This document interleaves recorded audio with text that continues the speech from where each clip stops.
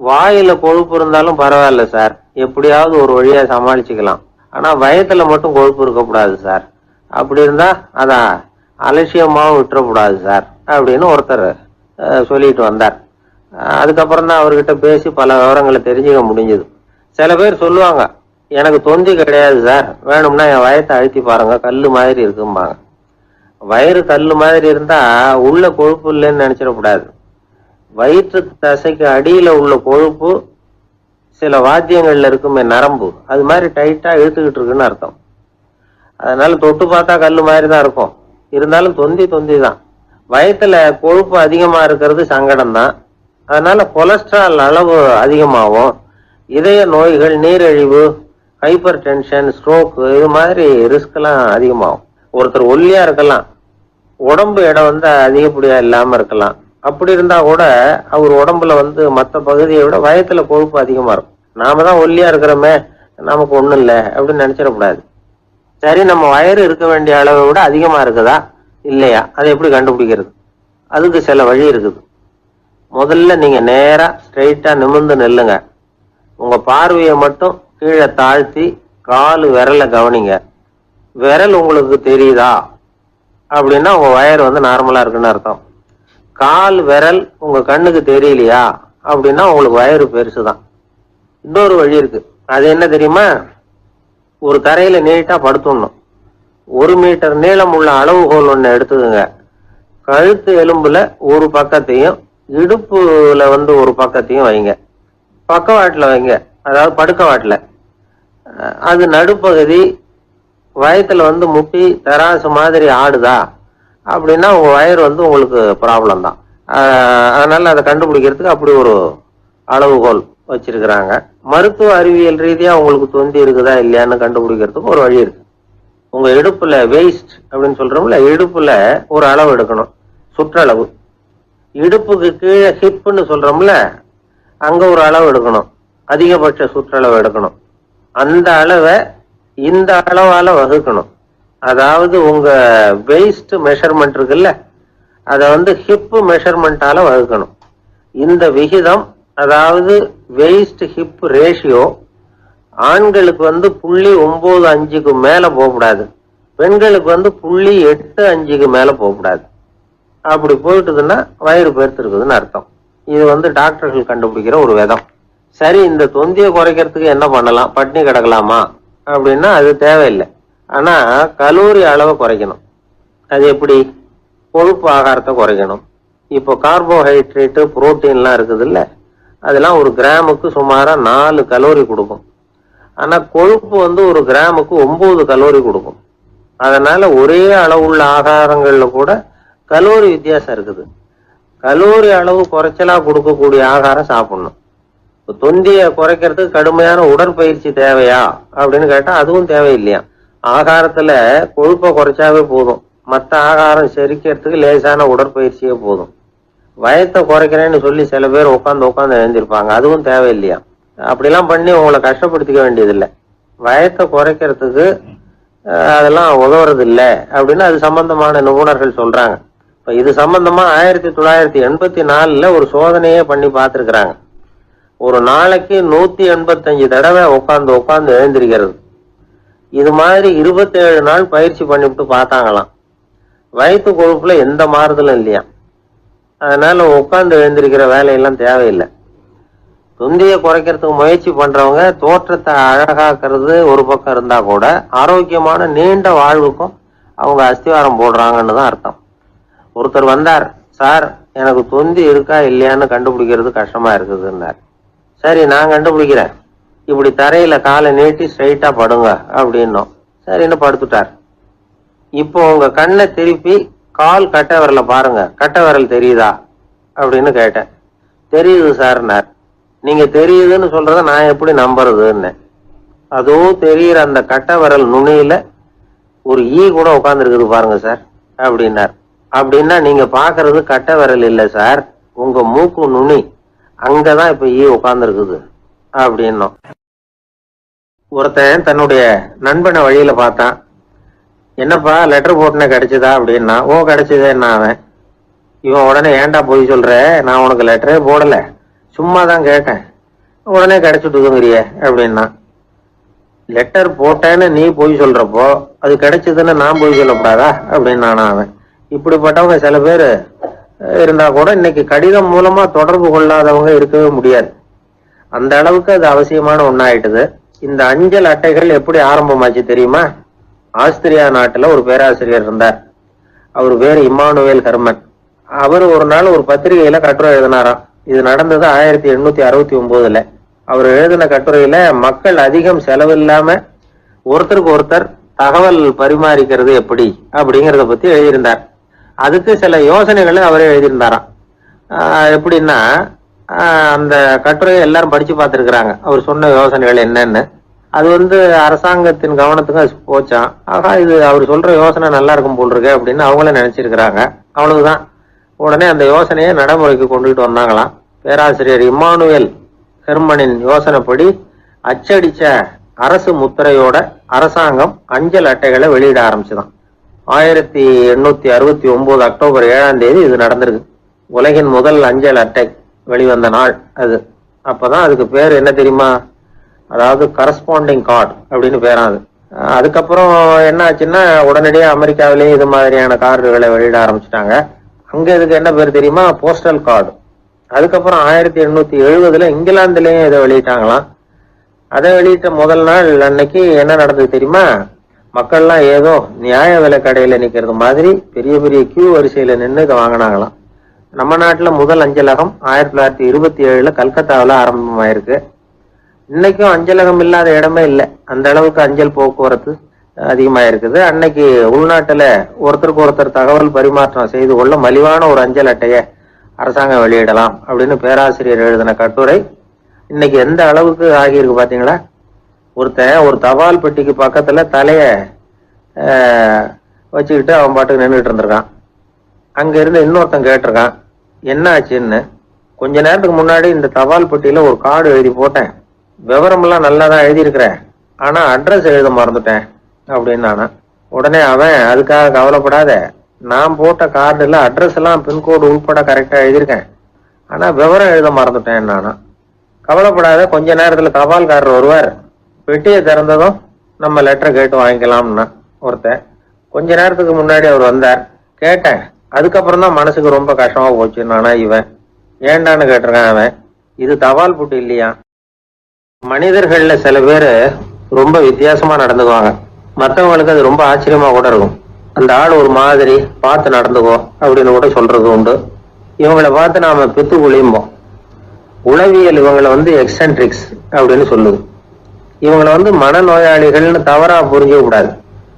அவங்க வேற இவங்க வேற. எக்ஸென்ட்ரிக்ஸ் பத்தின சில விவரங்கள் ஒரு புத்தகத்துல இருக்கு. அதாவது ஸ்காட்லாந்துல ஒரு உளவியல் மருத்துவர் அதை எழுதியிருக்கிறார். அவர் பேரு டாக்டர் டேவிட் வீக்ஸ். அவருக்கு ஒரு உதவியாளர் இருந்தாராம். அவர் பேரு கேட் வுட். இவங்க 2 பேரும் சேர்ந்து இங்கிலாந்து பூரா சுத்தி பார்த்திருக்காங்க. 3 வருஷம் சுத்தினாங்களாம். நான் சொன்னது மாதிரி ஒரு மாதிரியா இருக்கிற ஆசாமிகள் பல பேரை சந்திச்சு பேசி அவங்கள பத்தி ஆய்வுலாம் நடத்தி இருக்கிறாங்க. அப்படி நடத்தி அதை ஒரு புத்தகமா எழுதியிருக்கிறாங்க. நிறைய பேசி பார்த்துட்டு அவங்க சொல்லி இருக்கிறத கேட்டா ரொம்ப ஆச்சரியமா இருக்குது.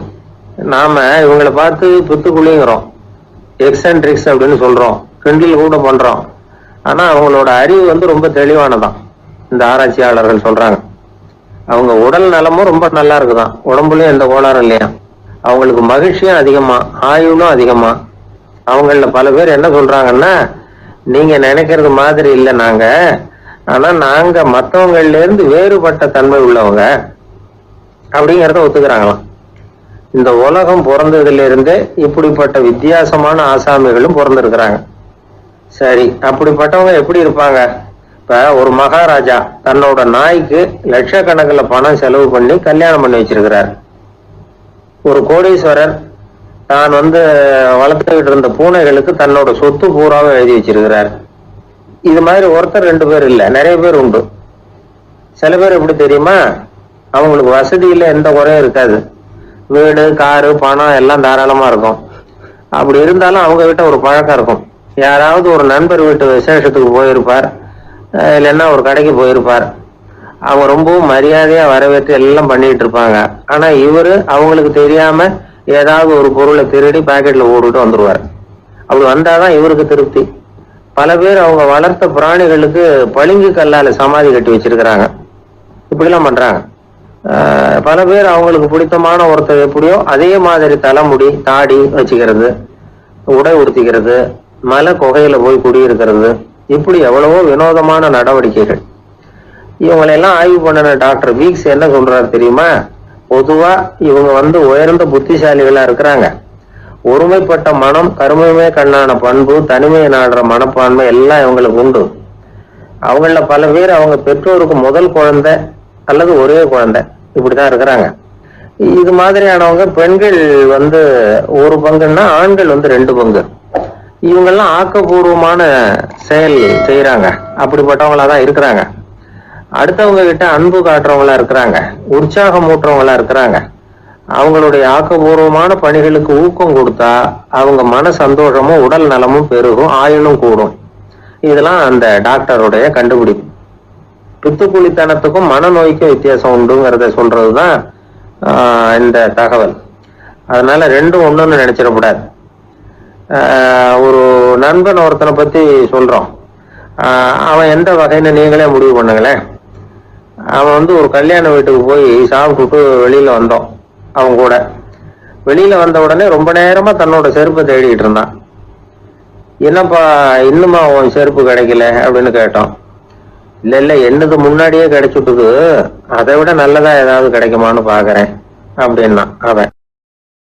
ஒரு தடவை கலைவாணர் NS கிருஷ்ணன் பேராசிரியர் கல்கியை சந்திச்சு பேசிக்கிட்டு இருந்தாராம்.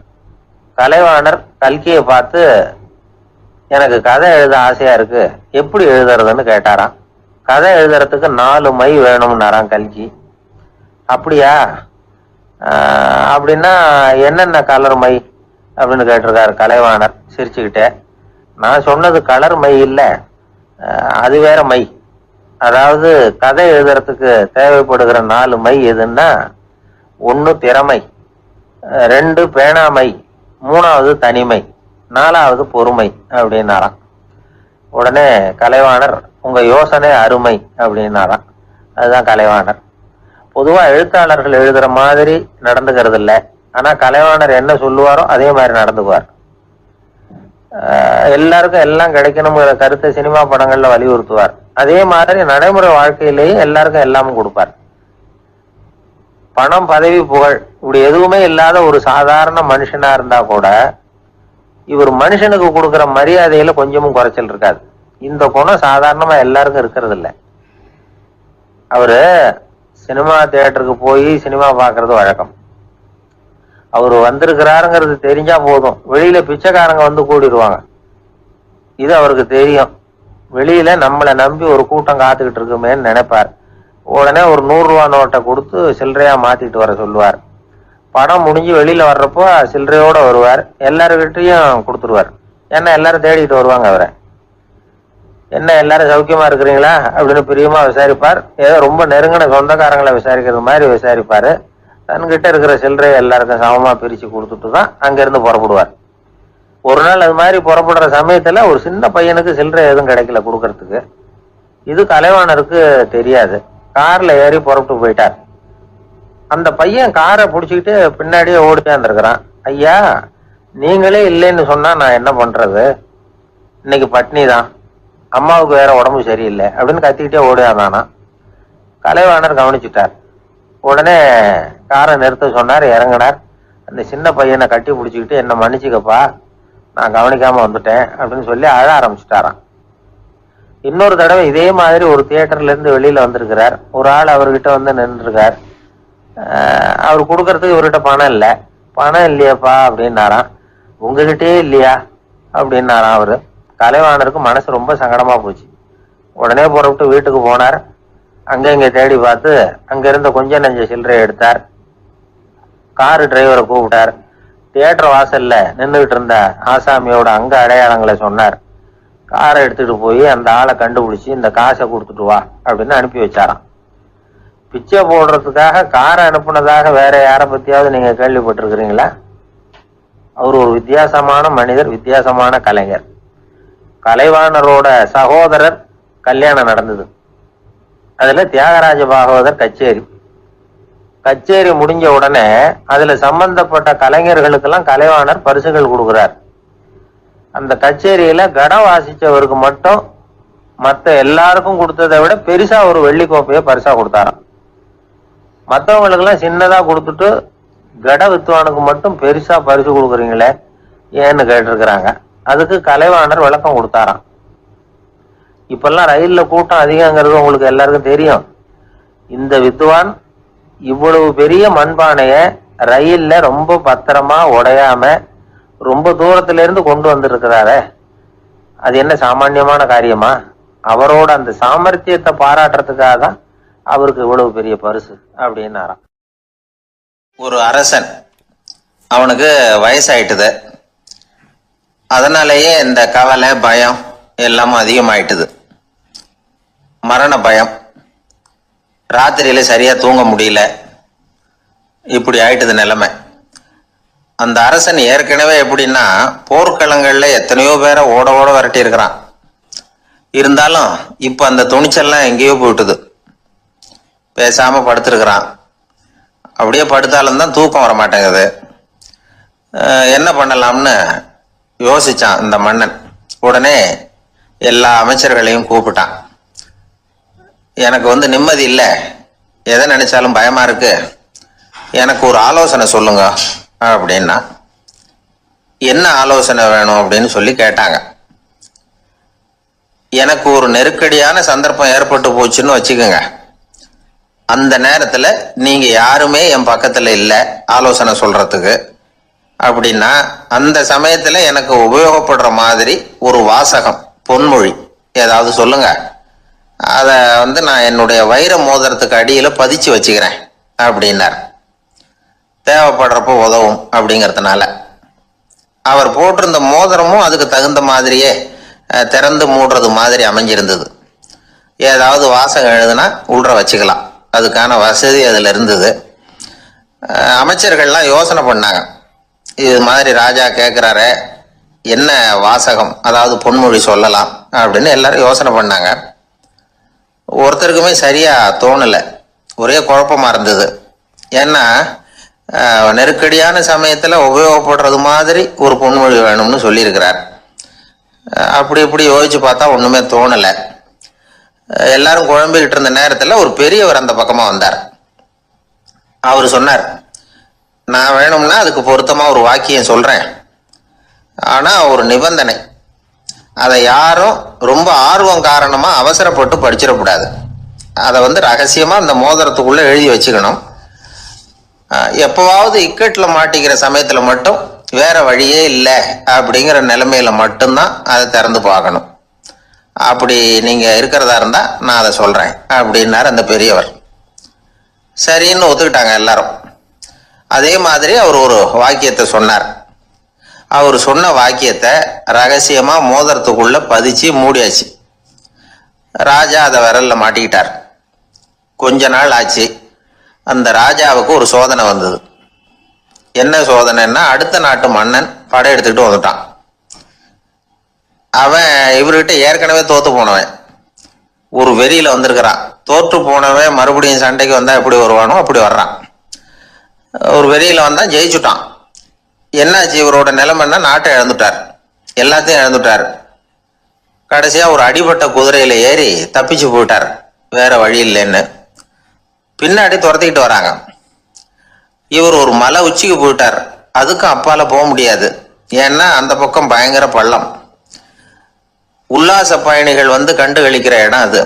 ஆனா இவருக்கு அது சாவு பயணத்தின் வாசல், திரும்பவும் முடியாது. அவ்வளவு குறுகிய பாதை அது, வேற வழியே இல்லை. இந்த நேரம் சூரிய ஒளி மோதிரத்துல பட்டு மின்னிச்சு. உடனே இவருக்கு ஞாபகம் வந்தது. மோதிரத்தை திறந்து படிக்கிறார். அதுல இருந்த வாசகம், இந்த நிலையும் மாறிவிடும், this too will pass away. அவருக்கு ஒரு தைரியம் வந்தது. பின்னாடி வந்தவங்களும் திசை மாறி வேற எங்கேயோ தேடி போயிட்டாங்க.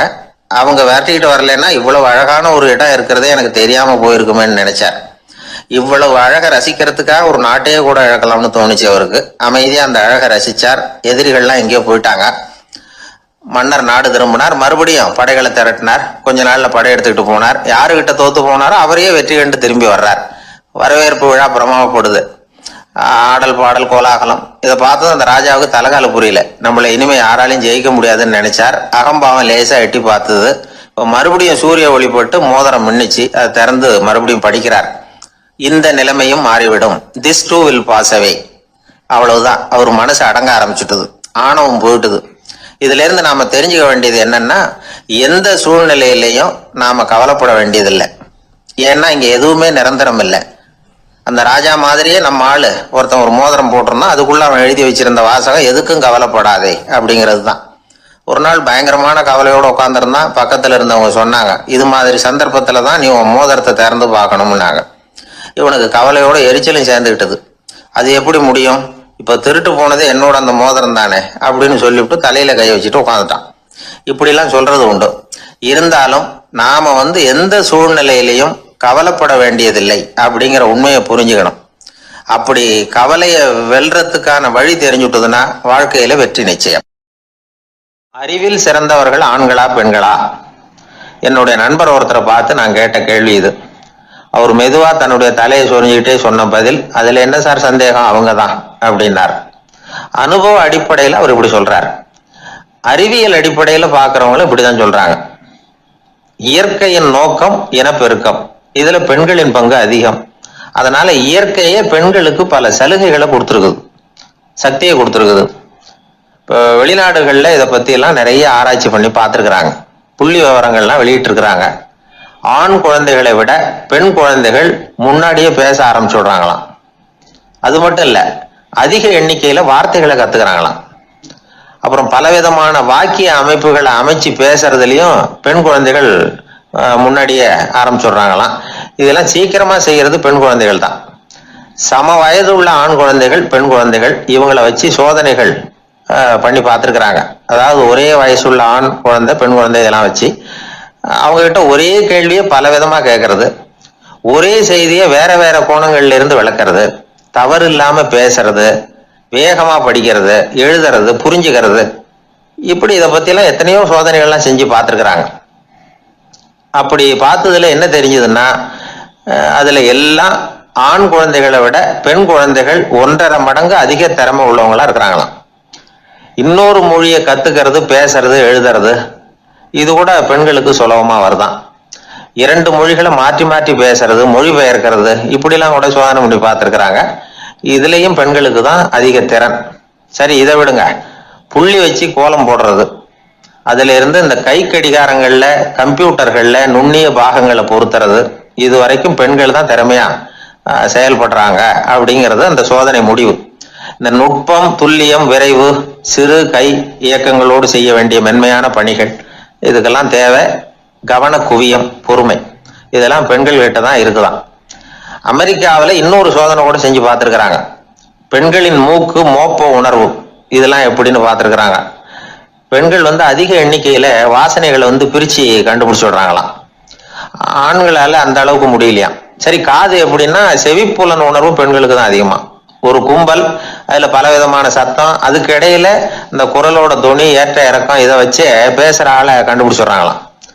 ஒரு கூட்டத்துல தன்னுடைய வீட்டுக்காரர் எங்க இருக்கார், பிள்ளைகள் எங்க இருக்காங்க அப்படிங்கறதெல்லாம் பெண்கள் சீக்கிரமா கண்டுபிடிச்சு விடுறாங்களாம். இன்னொரு விஷயம், ஒரு பொருளை பார்த்த உடனே அது என்னன்னு அடையாளம் கண்டுக்கிறது, அதை மனசுல பதிய வச்சுக்கிறது, அப்புறமா இன்னொரு சந்தர்ப்பத்துல அது எங்க இருந்தது அப்படின்னு சரியா ஞாபகப்படுத்திக்கிறது, இது மாதிரி சோதனைகள்லாம் கூட பெண்கள் தான் முன்னணியில இருக்கிறாங்க. ஒரு சராசரி சூழ்நிலையில ஆண்களை விட அதிகமான எண்ணிக்கையில புன்னகை புரியறது, சிரிக்கிறது பெண்கள் தானா. அதிகமா தோழமை உணர்வோடு பேசுறதும் அவங்க தானா. 2 பெண்கள் பேசிட்டு இருக்கிறதையும் பாருங்க, அதே மாதிரி 2 ஆண்கள் பேசிட்டு இருக்கிறதையும் பாருங்க. ஆண்கள் ஒரு அடி தள்ளியே நின்று பேசிட்டு இருப்பாங்க. மருத்துவர்களை எடுத்துக்கொள்ளுங்கள், அதாவது சிரிச்ச முகத்தோட நோயாளிகள்கிட்ட பரிவோட பேசுறதுல பெண் டாக்டர்கள் தான் அதிகம். இதுவரை சொல்லப்பட்டது எல்லாமே அறிவியல் பூர்வமான செய்திகள். அதனால இளம் பெண்கள் வாழ்க்கையில சோர்வடைய தேவையில்லை. இயற்கையே நமக்கு சாதகமா இருக்கு, எல்லாம் முடியும் நம்மால அப்படிங்கறத அவங்க புரிஞ்சுக்கணும். ஒரு பையன் தன்னுடைய அப்பா அம்மா திருமண ஆல்பத்தை புரட்டிக்கிட்டே இருந்தான். அப்புறம் அம்மா கிட்ட கேட்டான், அம்மா இது யாரு சின்ன வயசுல எடுத்ததா, இது என்னன்னு தெரியலையே, இந்த படத்துல அழகா மீசை வச்சுக்கிட்டு சிரிச்சுக்கிட்டு நிக்கிறது யாரு அப்படின்னு கேட்டான். அதுதான்டா அவங்க அப்பான்னாங்க அந்த அம்மா. அப்படின்னா இப்ப நம்ம வீட்டுல நரைச்ச தலையோட அழுது வடிஞ்சிட்டு இருக்காரு ஒருத்தர், அவர் யாருன்னு கேட்டானா. இது பையனுடைய புத்திசாலித்தனம். பெண் பிள்ளைகள் அப்படி கேட்கறது இல்லை. அதனால இந்த கதையெல்லாம் எதுக்காக அப்படின்னா, இளம் பெண்கள் வாழ்க்கையில சோர்வு அடைஞ்சு போயிடக்கூடாது. அதனால பெண்கள் எல்லாம் முடியும் நம்மாலும் அப்படிங்கிறத நினைச்சு செயல்பட்டாங்கன்னா வாழ்க்கையில வெற்றி நிச்சயம். ஊர்ல ஒரு ஞானி இருந்தார். ஒரு நாள் அவரை தேடிட்டு ஒருத்தர் வந்தார். வந்தவர் ஞானியை பார்த்து ஒரு கேள்வி கேட்டார். ஐயா, உங்களுடைய சாதனை என்ன? இதுதான் அவர் கேட்ட கேள்வி. இத கேட்டதும் அந்த ஞானி நிமிர்ந்து இவரை பார்த்தார். அப்புறம் சொன்னார், அது ஒன்றும் பெரிய விஷயம் இல்லை, அது ரொம்ப எளிமையான ஒண்ணு. எப்ப எனக்கு பசிக்குதோ அப்ப நான் சாப்பிட்டுருவேன், எப்ப எனக்கு தூக்கம் வருதோ அப்ப நான் தூங்கிடுவேன், அவ்வளவுதான் அப்படின்னார். கேள்வி கேட்டவர் ஒரு மாதிரி ஆயிட்டார். ஐயா, இதே தானே நாங்களும் செய்யறோம், இதுல என்ன அதிசயம் இருக்கு அப்படின்னார். இப்ப அந்த ஞானி சொன்னாராம், இங்கதான் நீங்க தப்பு பண்றீங்க அப்படின்னாராம். அப்படியான்னாரு இவரு. ஆமா அப்படின்னாராம். நீங்க செய்யற தவறு எனக்கு புரியுது. ஏன்னா நான் உங்களை மாதிரி நான் வாழ்ந்து பார்த்திருக்கிறேன். அதனால என்னுடைய அனுபவத்துல உங்களுக்கும் எனக்கும் உள்ள வித்தியாசத்தை உணர முடியுதுன்னாரா. என்ன சொல்றீங்க, எனக்கு ஒன்னும் புரியலையேன்னாரா இவரு. இத பாருங்க, சாப்பிடுறதுங்கிறது நாம ரெண்டு பேருக்கும் பொதுவான ஒரு காரியம்தான். ஆனா நீங்க சாப்பிடுறதுக்கும் நான் சாப்பிடுறதுக்கும் வித்தியாசம் இருக்கு அப்படின்னாராம். என்ன வித்தியாசம்னு கேட்டிருக்கார். நீங்க பசி இல்லாத போது சாப்பிடுறீங்க, இப்போ சாப்பிடுற நேரம் வந்துட்டுது அப்படிங்கிறதுக்காக சாப்பிடுறீங்க. சாப்பாடு ருசியா இருக்கு அப்படிங்கிறதுக்காக சாப்பிடுறீங்க. எது தேவைங்கிறது தெரியாம சாப்பிடுறீங்க. அது மாதிரி தூக்கமும் உங்களுக்கு ஒரு பழக்கமா போட்டுது. இப்போ இது தேவையா இல்லையா அப்படிங்கறத பத்தி நீங்க யோசிச்சு பாக்குறது இல்ல. சாப்பிடும்போது 1000 வேலைகளை மனசுல நினைச்சுக்கிட்டு இருப்பீங்க, அதனால அது சாப்பிடுதலா இருக்காது. அதே மாதிரி நீங்க தூங்கும் போதும் அது தூங்குதலா இருக்காது. ஏகப்பட்ட கனவுகள் வரும். உங்க மனசு மேலும் மேலும் கனவுகளை உருவாக்கி கொண்டே இருக்கும். அதனால எனக்குள்ள நடக்கிறது வேற மாதிரி, நீங்க நினைக்கிற மாதிரி இல்ல. எனக்குள்ள நடக்கிறது எப்படின்னா, நீங்க செய்யற மாதிரி இல்ல. தூக்க உணர்வு வந்த உடனே தூங்குதல் மட்டுமே நடைபெறும். அதுதான் என்கிட்ட நடக்கிறது அப்படின்னாராம் அந்த ஞானி. இப்ப வித்தியாசம் புரியுதா? அந்த ஞானி சாப்பிடுறத அனுபவிக்கிறார், அது எக்ஸ்பீரியன்ஸ். நாம அப்படி இல்ல, மனம் போன போக்குல சாப்பிடுறோம். இது இன்டெலிஜிங். இது ரெண்டுலயும் செயல்ல வேறுபாடு இல்ல, விழிப்புணர்வுல தான் வேறுபாடு இருக்கு. அவர் சாப்பிடும் போது ஒரு சாட்சி மனோபாவத்தோட சாப்பிடுறார். எவ்வளவு தேவையோ அவ்வளவுதான் சாப்பிடுறார். ஏன்னா அவருடைய விழிப்புணர்வு முழுமையா செயல்படுது. அதனால அவர் சாப்பிடும் போது நம்மை விட மகிழ்ச்சியா இருக்கிறார். நாம அப்படி இல்ல, வயிற்றை நிரப்புறதுக்காக சாப்பிடுறோம். இன்னும் சொல்ல போனா சாப்பிடும்போது நாம அங்கேயும் இருக்கிறது இல்ல, எங்கேயோ போயிடுறோம். உடம்பு மட்டும்தான் அங்க இருக்கும். ஆனா ஞானி அப்படி இல்லை. அவர் சாப்பிடும் போது சாப்பிடுதல் மட்டுமே இருக்கும். எந்த ஒரு செயலையும் விழிப்புணர்வோட செய்யலாம், மனம் போன போக்கிலையும் செய்யலாம். விழிப்புடன் செய்யறப்போ செய்யும் செயல் நம்ம அனுபவமாகிறது, அவ்வளவுதான். இதெல்லாம் பெரிய தத்துவம் மாதிரி தெரியும். இருந்தாலும் நாம புரிஞ்சுக்க வேண்டியது என்னன்னா, எந்த காரியத்தை செஞ்சாலும் அதுல முழு ஈடுபாடு வேணுங்கிறது முக்கியம். அந்த அளவுக்கு முதல்ல நம்மளை மாத்திக்கிட்டா போதும். ஆனா நம்ம ஆளுங்க அந்த அளவுக்கு இருக்கிறது இல்ல, எல்லாமே அறகுறை தான். கேட்டா ஞாபகம் வருது. ஒருத்தன் என்ன பண்ணானா, விமான டிக்கெட் வாங்கிக்கிட்டு ரயில்வே ஸ்டேஷனுக்கு வந்துட்டான். அப்புறம் தான் புரிஞ்சுது தவறுதெல்லாம் இங்க வந்துட்டோங்கிறது. உடனே அவசரமா விமான நிலையத்தை நோக்கி ஓடி இருக்கிறான். அங்க போய் கவுண்டர்ல கேட்டிருக்கான், மேடம் நான் தவறுதெல்லாம் ரயில்வே ஸ்டேஷனுக்கு போயிட்டேன், இப்ப விமானத்தையும் தவற விட்டுட்டேன், அடுத்த பிளைட்ல எனக்கு இதை மாத்தி தர முடியுமான்னு கேட்டிருக்கான். முடியாதுன்னாங்களாம் அந்த அம்மா. ஏன்னு கேட்டானா, ஏன்னா இப்ப நீங்க வந்திருக்கிறது பஸ் ஸ்டாண்ட் அப்படின்னாங்களாம். ஒரு கோவில்ல ஆன்மீக சொற்பொழிவு நடந்துகிட்டு இருக்குது. ஒரு பெரியவர் பேசிக்கிட்டு இருக்கார்.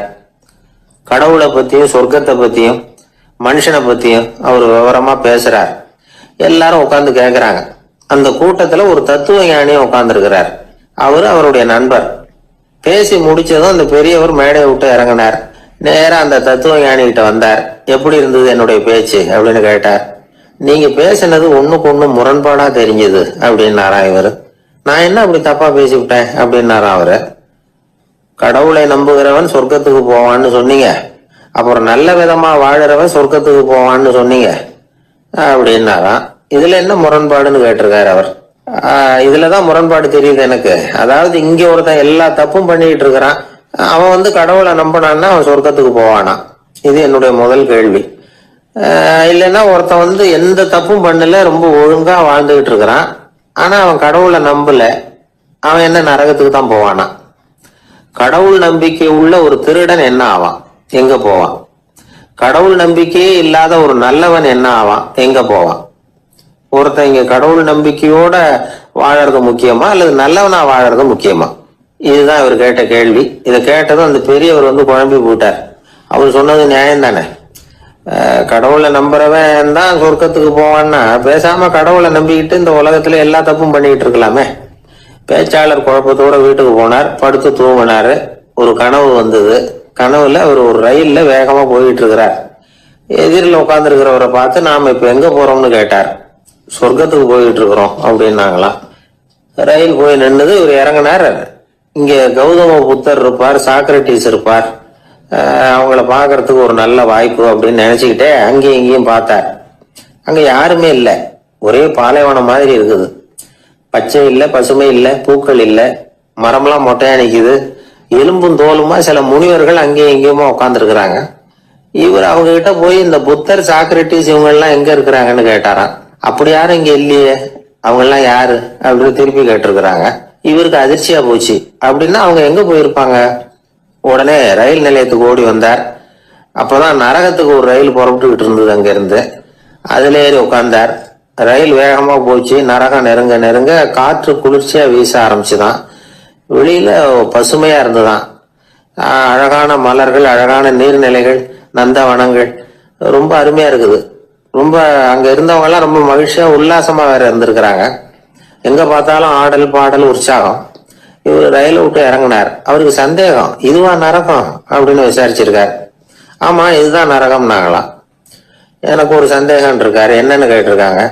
கௌதம புத்தரும், சாக்ரட்டிஸும், லாவோஸும் இவங்க மாதிரி இன்னும் பல பேரும் கடவுள் நம்பிக்கை இல்லாதவங்க, அவங்க எல்லாம் இங்க இருக்கிறாங்களா அப்படிங்கறதுதான் என்னுடைய சந்தேகம் அப்படின்னாரா. இப்ப அவங்க சொல்லியிருக்கிறாங்க, இப்ப நீங்க பாக்குறீங்களே பசுமையும் பச்சை பயிர்களும் ஆடல் பாடல்களும் அழகிய மலர்களும், இது எல்லாமே கௌதம புத்தரும் சாக்ரட்டிஸும் அது மாதிரி மகான்களும் இங்க வர ஆரம்பிச்ச பிறகுதான் உண்டாக ஆரம்பிச்சது. இந்த பிரதேசத்தை அவங்க வந்து அப்படியே மாத்திவிட்டாங்க. இப்போலாம் இங்க இருக்கிறவங்க யாரும் சொர்க்கத்துக்கு போறதுக்கே ஆசைப்படுறது இல்லை அப்படின்னாங்களாம். இந்த அதிர்ச்சியிலேயே அந்த பெரியவர் கனவு கலைஞ்சி மூழ்கிக்கிட்டார். இதுல இருக்கிற கருத்து என்னன்னா, நல்லவர்கள் எங்க இருக்கிறாங்களோ அந்த இடத்துக்கு பேர் தான் சொர்க்கம். சொர்க்கம் நரகம்ங்கிறதெல்லாம் ஆன்மீக பண்புகள், அவ்வளவுதான். ஒரு ஊர்ல ரெண்டு இணைபிரியாத நண்பர்கள். ஒருத்தன் கேட்டான், இப்ப கடவுள் நம்ம முன்னாடி வந்து உங்க ரெண்டு பேர்ல யாராவது ஒருத்தர் மட்டும் என்னோட சொர்க்கத்துக்கு வரலாம் அப்படின்னு கூப்பிட்டா நீ என்ன சொல்லுவேன்னு கேட்டானா. இவன் ரொம்ப பெருந்தன்மையா உன்னையே அழைச்சிட்டு போக சொல்லிடுவேன் அப்படின்னு இருக்கான். அப்படின்னா உனக்கு சொர்க்கம் வேணாமான்னு கேட்டிருக்கான் அவன். நீ என்னை விட்டுட்டு போனாவே அப்புறம் இந்த பூலோகமே எனக்கு சொர்க்கம் தாண்டா அப்படின்னு நானா இவன். சீடன் வெளியூர் புறப்படுறதுக்கு தயாரா இருந்தான். ரொம்ப தூரம் போக போறான். திரும்பி வர நாளாகும். புறப்படுறதுக்கான ஆயத்த வேலைகள்ல ஈடுபட்டு இருந்தான். அந்த சமயம் பார்த்து இன்னொரு சீடன் அவன்கிட்ட வந்தான். நம்ம குரு உன்னை அழைச்சிட்டு வர சொன்னார், வா அப்படின்னு கூப்பிட்டான். இவன் உடனே புறப்பட்டு போனான். குருநாதரை பார்த்தான். அவர் காலில் விழுந்து வணங்கினான். வணங்கிட்டு எழுந்திரிச்சான். அவ்வளவுதான். குரு ஏதாவது உபதேசம் பண்ணுவாருன்னு எதிர்பார்த்தான். ஆனா நடந்தது என்ன தெரியுமா? குரு அவனுக்கு ஓங்கி ஒரு அடி கொடுத்தார். எதிர்பாராம இந்த அடியை வாங்கினதும் அந்த சீடன் அதிர்ந்து போயிட்டான். பக்கத்துல இருந்த மற்ற சீடர்களும் திகைச்சு போய் நின்னுட்டாங்க. அடி வாங்கின சீடனுக்கு மனசுக்குள்ள குழப்பம். நாம என்ன தப்பு பண்ணணும், புறப்படுற நேரத்துல இப்படி குரு கிட்ட அடி வாங்குற மாதிரி ஆயிட்டுதே அப்படின்னு நினைச்சு மனசுக்குள்ள ரொம்ப வேதனைப்பட்டான். கொஞ்சம் துணிச்சலை வரவழைச்சுக்கிட்டு குருநாதர்கிட்டயே கேட்டுட்டான், சுவாமி நான் என்ன தப்பு பண்ணினேன், என்ன இப்படி அடிச்சுட்டீங்களே, ஒரு வார்த்தை கூட உங்களை எதிர்த்து நான் பேசினது இல்லையே, இவ்வளவு காலமா உங்க விருப்பத்துக்கு விரோதமா ஒரு காரியம் கூட நான் செஞ்சது இல்லையே, வந்ததும் வராததுமா ஒண்ணுமே சொல்லாம என்ன அடிச்சுட்டீங்களே, குருவே நான் செஞ்ச குற்றம் தான் என்ன அப்படின்னு கண்ணீரோட பரிதாபமா கேட்டானா அந்த சீடன். ஆனா அந்த குரு முகத்துல கொஞ்சம் கூட கோபம் இல்லை. அவர் சிரிச்சுக்கிட்டே நின்றுகிட்டு இருந்தாராம். அதுக்கப்புறம் சொன்னாராம், என்னுடைய அருமை சீடனே, நீ ஒரு தவறும் பண்ணல. நான் உன்னை அடிச்சது நீ ஏதோ தப்பு பண்ணிவிட்டேங்கிறதுக்காக இல்ல. நீண்ட பயணம் போக போற, ஞாபகமா ஏதாவது கொடுத்து அனுப்ப வேணாமா? நீ ஞானம் பெற்ற பிறகுதான் திரும்பி வரப்போறேங்கிறது எனக்கு தெரியும். அதுக்கு பிறகு உன்னை வந்து அடிக்க முடியுமா? அதனால இப்ப கிடைச்சிருக்கிற இந்த வாய்ப்பை பயன்படுத்திக்கிட்டேன். அப்போதைக்கு இப்பவே அடிச்சுட்டேன், அவ்வளவுதான், வேற ஒண்ணும் இல்லை அப்படின்னாராம். குரு சிரிச்சுக்கிட்டே இப்படி சொல்றார். இருந்தாலும் இதுவும் ஒரு உபதேசம் தான். அதிர்ச்சிகளால வந்து விழிப்படைய வைக்கிறதும் ஒரு வழிதான். இது வந்து ஜென் வழி. பெரும்பாலும் அதிர்ச்சியின் மூலமாகவே ஞான தரிசனத்தை அருள்கிறவர்கள் தான் ஜென் குருமார்கள். நம்ம தியானம் தான் ஜென். இந்தியாவிலிருந்து சீனாவுக்கு போய் கொஞ்சம் பேர் மாறி வளம் பெற்று ஜப்பான்ல ஜென் ஆகி வளர்ந்துருக்குது, அவ்வளவுதான். ஜென்கிறது தியானம். எதை நினைச்சும் தியானிக்கிறது இல்ல, எல்லாத்துலயும் தியானம் இருக்கிறதா சொல்லுது ஜென். பேசுறது, இருக்கிறது, நடக்கிறது, சாப்பிடுறது, சிரிக்கிறது, தூங்குறது, தொழில் செய்யறது அல்லது சும்மா இருக்கிறது எல்லாமே தியானம் தான். ஜென்கிறது ஒரு சுய தரிசனம், தன்னைத்தானே அடையாளம் கண்டுகொள்கிறது தான் அது. இல்லாத எதையும் தேடி கண்டுபிடிக்கிறது இல்ல. சென் மார்க்கத்தை பத்தி ஓஷோ என்ன சொல்றாரு தெரியுமா? காணாமல் போன தன்னுடைய மூக்கு கண்ணாடி தன்னுடைய மூக்கின் மேல் இருப்பதை கண்டுகொள்வது போன்றது சென் அப்படிங்கிறார். நம்மால் இன்னொருத்தர் முகத்தை ரொம்ப நேரமா உத்து பார்த்துக்கிட்டு இருந்தார். என்ன பாக்குறீங்கன்னாரு அவரு. நீங்க போட்டிருக்கீங்களே மூக்கு கண்ணாடி, அதை தான் பாக்குறேன்னாரு இவரு. நீங்க அப்படி பாக்குறதுக்கு விசேஷ காரணம் ஏதாவது உண்டான்னு கேட்டார் இவர். உண்டுன்னார். என்னன்னு கேட்டார். நேற்றுக்கு காணாம போன என்னோட மூக்கு கண்ணாடி அது அப்படின்னாராம் இவர். நாட்டுல நல்லவங்க ஒருத்தர் 2 பேர் இருக்கிறதுனால தாங்க மழையே பெய்யுது அப்படின்னு சொல்றது உண்டு. நல்லார் ஒருவர் உளரேல் அவர் பொருட்டு எல்லாருக்கும் பெய்யும் மழை. சில சமயம் ரொம்ப பேர் திடீர்னு நல்லவங்களா ஆயிடுவாங்க போல இருக்கு. அதனால தான் விடாம பேய் மழையா கொட்டி தீர்த்துடுது. எல்லாரும் நல்லவங்களாயிட்டா உலகமே தாங்காது போல இருக்க. அப்பப்போ ஒருத்தர் 2 பேர் நல்லவங்களாகணும், அப்பதான் சீரா மழை பெய்யும். மாசத்துக்கு 3 பேர் நல்லவங்களானா மாதம் மும்மாறி பொழியும். இதெல்லாம் வேடிக்கை பேச்சு. இப்போ இதெல்லாம் ஒரு பக்கம் இருக்கட்டும். இப்போ விஷயத்துக்கு வருவோம். ஒரு கும்பல்ல நல்லவன் யாரு அப்படிங்கறத எப்படி கண்டுபிடிக்கிறது? இதுக்கு ஒரு வேடிக்கை கதை உண்டு. என்னுடைய நண்பர் ஒருத்தருக்கு அவங்க பாட்டியம்மா சொன்ன கதையா அது. அது என்ன கதைன்னா, ஒரு ஊர்ல ஒரு சமயம் பலமான மழை பெய்ய ஆரம்பிச்சுட்டு தான். இடி மின்னல் ரொம்ப கடுமையா இருந்திருக்குது. ஆரம்பிச்ச மழை வர வர கடுமையா ஆகிட்டு இருக்குதே தவிர நிக்கிற பாடா தெரியல. ஊரு ஜனங்கள்லாம் பார்த்தாங்க. இதுக்கு மேலேயும் வீட்டுக்குள்ள இருந்தா ஆபத்துங்கிறத புரிஞ்சுக்கிட்டாங்க. ஏன்னா வீடெல்லாம் இடிஞ்சி விழுந்துருமோங்கிற பயம். உடனே எல்லாரும் புறப்பட்டு ஊருக்கு பொதுவா இருந்த ஒரு மண்டபத்துல போய் தங்கிக்கிட்டாங்க. மின்னல் கடுமையா இருந்தது. இடி எந்த நேரத்திலையும் விழலாம்ங்கிற நிலைமை. எப்போ விழலாம்னு பார்த்துக்கிட்டு இருக்குது. அந்த மண்டபத்துல இருந்த ஜனங்கள் மனசுக்குள்ள ஒரு பயம். நம்ம கூட்டத்துல யாராவது ஒரு கெட்டவன் பாவம் பண்ணவன் இருந்தா கூட இடி வந்து இந்த மண்டபத்துல விழுந்துரும், அது எல்லாருக்கும் ஆபத்து அப்படின்னு நினைச்சாங்க. சரி, இதுக்கு என்ன பண்ணலாம் அப்படின்னு யோசனை பண்ணாங்க. அந்த கூட்டத்துல ஒரு பெரியவர் இருந்தார். அவரு ஒரு யோசனை சொன்னார். இதை பாருங்க, அதுக்கு ஒரு வழி இருக்கு. அதோ எதிர்த்தாப்புல கொஞ்சம் தூரத்துல ஒரு உயரமா மரம் ஒண்ணு இருக்கு பாருங்க. பொதுவா இடி வந்து சுலபமா விழறது அது மாதிரி உயரமான மரத்துல தான். நம்ம கூட்டத்துல இருக்கிறவங்க எல்லாரும் ஒவ்வொருத்தரா போய் அந்த மரத்தை தொட்டு விட்டு திரும்பி வந்துடணும். நம்மள பாவம் பண்ணவன் யாரோ அவன் அந்த மரத்தை தொடுற சமயத்துல இடி விழுந்துரும், அவன் மட்டும் போயிடுவான். மண்டபத்துல இருக்கிற நாமெல்லாம் பொழைச்சிக்கலாம் அப்படின்னு ஐடியா கொடுத்தாரு அந்த பெரியவர். இது நல்ல யோசனையா பட்டது. எல்லாரும் ஒத்துக்கிட்டாங்க. ஒவ்வொருத்தரா போய் அந்த மரத்தை தொட்டு விட்டு திரும்பி வந்தாங்க. இடி எதுவும் விழல. இன்னமும் பாவம் பண்ண ஆசாமி அதை போய் தொடல போல இருக்கு அப்படின்னு நினைச்சுக்கிட்டாங்க. ஒவ்வொருத்தரா போறாங்க. எல்லாரும் போய் தொட்டுவிட்டு வந்தாச்சு. இன்னும் ஒரே ஒரு ஆசாமி தான் பாக்கி. கடைசியா இருந்த அந்த ஆள் பயந்துட்டான். இது வரைக்கும் இடி விழலைன்னா இப்ப என்ன அர்த்தம்? இப்ப நாம தான் பாக்கி, நாம தான் தப்பு பண்ண ஆள் போல இருக்கு அப்படின்னு நினைச்சுட்டான். அதனால துணிச்சலா போய் தொடுறதுக்கு பயந்தான், தயங்கிக்கிட்டே இருந்தான். இருந்தாலும் மற்றவங்க எல்லாம் சும்மா இருப்பாங்களா? கட்டாயப்படுத்தி கழுத்தை பிடிச்சி தள்ளாத குறையா அவனை தள்ளி விட்டாங்க. போய் தொட்டுட்டு வாடான்னு. அவன் நடுங்கிட்டே போய் அந்த மரத்தை தொட்டான். அதே வினாடி ஒரு பயங்கரமான மின்னல் இடி விழுந்துட்டுது. எங்க விழுந்தது தெரியுமா? அந்த ஆள் மேல இல்ல, மண்டபத்துல விழுந்தது. மண்டபத்துல இருந்தவங்க பூரா காலி. அந்த ஒரு ஆள் மட்டும் பொழைச்சிக்கிட்டான். இந்த ஒரு ஆளை காப்பாத்துறதுக்காக தான் இடி வந்து மண்டபத்துல விழாம இருந்திருக்குது. இதுதான் கதை. அதனால நல்லவங்க எப்படியும் தப்பிச்சுக்குவாங்க அப்படிங்கிறது ஒரு நீதி. ஒருத்தன் அப்படிதான் தெருவில் நடந்து போய்கிட்டு இருந்தான், ரொம்ப நல்லவன். எதிரில் ஒருத்தன் சைக்கிள்ல வந்துகிட்டு இருந்தான். அதுல மோதி இவன் கீழே விழுந்துட்டான். சைக்கிள்காரன் உடனே இறங்கி இவனை தூக்கி விட்டான். இவன் எழுந்திரிச்சு அவனை முறைச்சி பார்த்தான். அப்படி பார்க்காதீங்க சார், நீங்க ரொம்ப புண்ணியம் பண்ணியிருக்கீங்க, அதுதான் இப்போ வந்து சைக்கிள்ல மோதிக்கிட்டீங்க அப்படின்றான். என்ன அப்படி சொல்றேன் நானா இவன்? 10 நிமிஷத்துக்கு முன்னாடி நான் லாரி ஓட்டிட்டு வந்தேன், அப்போ நீங்க எதிரில் வந்திருந்தீங்கன்னா என்ன ஆயிருக்கும் அப்படின்னானா அவன். ஒரு பெரிய அரசன் இந்த உலகம் பூராவே ஆண்டுகிட்டு இருந்தான். ரொம்ப காலம் அப்படி அரசாட்சி பண்ணிக்கிட்டு இருந்தான். திடீர்னு அவனுக்கும் சில எதிரிகள் முளைச்சாங்க. அவங்கெல்லாம் ஒன்று சேர்ந்து இவனை தோற்கடிச்சுட்டாங்க.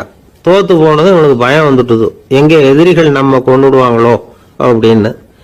வெளியில் வந்தால் தனக்கு ஆபத்துன்னு பயந்துக்கிட்டு யாருக்கும் தெரியாமல் ஒரு குகைக்குள்ளே போய் பதுங்கி கிடக்கிறான். நிலைமையை பாருங்க. முதல் நாள் அரண்மனையில் அதிகாரம் பண்ணிக்கிட்டு இருந்தவன் மறுநாள் குகையில் பயந்து போய் பதுங்கி கிடக்கிறான். ராத்திரி நேரம் வந்தது, பசி வயத்தை கிள்ளுது, பிச்சை எடுத்து சாப்பிட வேண்டிய நிலைமை. பிச்சை எடுக்கிறதுக்கு பாத்திரம் வேணுமே, என்ன பண்ணுறது அப்படின்னு அங்கேயும் இங்கேயும் பார்க்குறான். ஒரு மூலையில் யாரோ விட்டுட்டு போன ஒரு ஓடு கிடக்குது. அதை எடுத்துக்கிட்டு புறப்பட்டான். இருட்டில் வழி புரியல. ஏதோ ஒரு யூகத்தில் காலை மெதுவாக எடுத்து வச்சு நடந்து போயிட்டு இருக்கிறான். வழியில் ஒரு கருப்பு நாய் படுத்து கிடந்தது. இருட்டில் அவன் இது கண்ணுக்கு சரியாக தெரியல. அவனுக்கு தவறி போய் காலை வச்சுட்டான். அது மேலே நாய் சும்மா இருக்குமா, வள்ளுன்னு விழுந்து கடிச்சு விட்டுது. காலை பார்க்குறான், காலத்தையும் நினச்சி பார்க்குறான். அரண்மனையில் வீரக்கழல் அணிந்த காலை உடைய மன்னா அப்படின்னு புகழ்வாங்களே புலவர்கள்லாம். ஆனால் அது இன்னைக்கு நாய் கடித்த காலம் ஆயிட்டுதே அப்படின்னு நினைக்கிறான். அது மட்டும் இல்லை, முன்னாடி எல்லாம் பொற்கிண்ணங்களில் தான் அவன் சாப்பிடுவான். ஆனால் இப்போ உடஞ்சி போன ஓட்டு, அது ஓட்டை கையில் வச்சுக்கிட்டு நிற்கிறான். அதில் ஏதாவது யாராவது சாப்பாடு போடுவாங்களான்னு. முன்னாடியெல்லாம் நிறைய பேர் அரண்மனைக்கு வருவாங்க. அரசருக்கு காணிக்கைன்னு சொல்லி இவன் காலடியில் கொண்டாந்து கொட்டுவாங்க. அப்போல்லாம் இவன் அந்த ஜனங்களுடைய முகத்தை திரும்பி கூட பார்க்கறது இல்லை, ரொம்ப கர்வமாக உட்காந்துருப்பான். அதே ஆள் இன்னைக்கு எல்லார் கண்ணிலையும் படுறது மாதிரி பிச்சை எடுத்துக்கிட்டு இருக்கிறான். அப்போலாம் காணிக்கைகளை தன்னுடைய கையால் வாங்குறது தனக்கு கௌரவ குறைச்சல்னு நினச்சி தன்னுடைய வேலைக்காரங்களை விட்டு தான் அதை வாங்க சொல்லுவான். இப்போ பார்த்தீங்கன்னா அவனே தன் கையாலேயே பிச்சை வாங்குறான். நினச்சி பாருங்க, அந்த மனுஷன் நாள் அரசன், மறுநாள் பிச்சைக்காரன். எவ்வளவு வித்தியாசம்! செல்வம் தான் இப்படி ஒரு வித்தியாசம் ஏற்படுறதுக்கு காரணம். அப்படிப்பட்ட செல்வம் வாழ்க்கையை நடத்துறதுக்கு நமக்கு தேவைதான். ஆனால் அதையே நாம் அடைய வேண்டிய பயனா நினைக்கிறோம் பாருங்க, அதுதான் வேடிக்கை. இதை நம்மாழ்வார் அழகா ஒரு பாசுரத்தில் சொல்றார். ஒரு நாயகமாய் ஓட உலகுடன் ஆண்டவர், கருணாய் கவர்ந்த காலர், சிதைகிய பானையர், பெருநாடு காண இம்மையிலே பிச்சைதாம் கொள்வர், திருநாரணன் தாழ் காலம் பெற சிந்தித்து உய்மினோ அப்படிங்கிறார் நம்மாழ்வார். ஒரு பெரிய பணக்காரர் ஒரு துறவிகிட்ட போய், சாமி என்கிட்ட நிறைய பணம் இருக்கு, இருந்தாலும் நிம்மதி இல்லை, என்னால் நிம்மதியாக இருக்க முடியல, என்ன காரணம்னு கேட்டாராம். உடனே அந்த துறவி இதுக்கு நேரடியாக பதில் சொல்லாமல் பக்கத்தில் நின்றுக்கிட்டு இருந்த ஒரு குழந்தைய கூப்பிட்டார். அது ஓடியாந்தது. ஒரு ஆப்பிள் பழத்தை எடுத்து அது கையில் கொடுத்தார். அதை வாங்கிக்கிட்டு குழந்தை சிரிச்சுது. இன்னொரு பழத்தை எடுத்து கொடுத்தார். அதை இன்னொரு கையில் வாங்கிட்டு சிரிச்சுது. 3வது ஆப்பிளை எடுத்து கொடுத்தார். 2 பழத்தையும் நெஞ்சில் அணைச்சிக்கிட்டு 3வது பழத்தையும் வாங்கறதுக்கு முயற்சி பண்ணிச்சு. ஆனால் அது உடனே நழுவி கீழே விழுந்து உருண்டு ஓடிச்சு. ஏற்கனவே இருந்ததும் விழுந்துட்டுது. இப்போ அந்த குழந்தை அழ ஆரம்பிச்சுட்டுது. இப்போ அந்த துறவி பணக்காரர்கிட்ட சொன்னாராம், குழந்தைய கவனிச்சியா, 2 ஆப்பிள் போதும்னு அது நினைச்சிருந்தா இப்போ அது அழ வேண்டிய அவசியம் வந்திருக்குமா அப்படின்னாராம். எதுவுமே அளவுக்கு மிஞ்சினா துன்பம்தான். இந்த காலத்தில் இதெல்லாம் யாரு காதில் வாங்குறாங்க? ஒருத்தனை நல்ல வழிக்கு கொண்டு வரணும்னு நினைச்சு அவனை கூப்பிட்டு உட்கார வச்சு இந்த கதையை சொல்லிட்டு இருந்தாங்க. சொல்லிவிட்டு அந்த குழந்தை செஞ்சது தப்பு தானே அப்படின்னு கேட்டிருக்கிறாங்க. ஆமாம், தப்பு தான், நானா இருந்தா அப்படி செஞ்சிருக்க மாட்டேன் நானா இவன். 2 பழமே போதும்னு சொல்லியிருப்பியா அப்படின்னு கேட்டிருக்காங்க.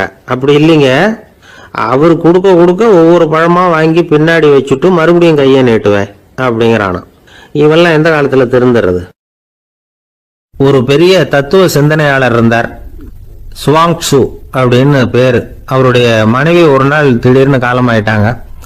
ஐயோ பாவம், அவர் ரொம்ப வருத்தப்படுவார், போய் ஆறுதலாக 4 வார்த்தை பேசிவிட்டு வரலாம் அப்படின்னு நினச்சிக்கிட்டு நிறைய பேர் அவரை தேடிட்டு வந்தாங்களாம். வந்தவங்களுக்கு ஆச்சரியம், ஏன்னா இவர் வருத்தப்பட்டுக்கிட்டு இருப்பார் அப்படின்னு தானே எதிர்பார்த்தாங்க. அப்படி இல்லை, தாளம் போட்டுக்கிட்டு உட்காந்துருக்கிறார். தாளத்துக்கு தகுந்த மாதிரி பாட்டு வேற பாடிக்கிட்டு இருக்கிறார்.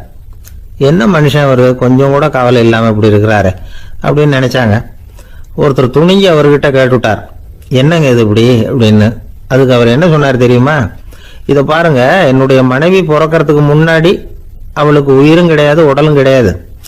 அதுக்கு பிறகுதான் உயிர் வந்தது, உடல் வந்தது. அந்த உருவம் வந்தது.